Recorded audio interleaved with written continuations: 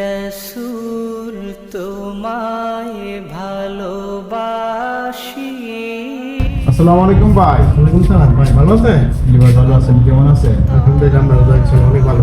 তাহলে ভাই এটা কিসের পোস্ট লাগাইতেছেন? এটা ভাই আপনার হোলসেল তাহলে কোন জায়গা এটা? হইল আপনার ফুটটা হইল মানবাড়া ডিস্ট্রিক্ট কসবা থানা কুল্লাপাতা গ্রাম। ওখানে আমাদের পাঠান বছর প্রতি বছর উদযাপন করা হয়।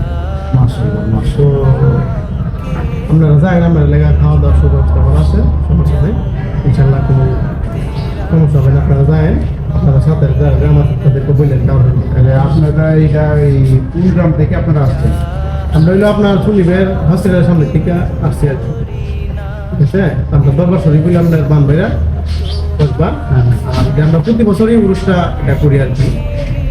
ওই আমি সুনিবের গ্রাম থেকে আপনার বাচ্চারাও, ঠিক আছে।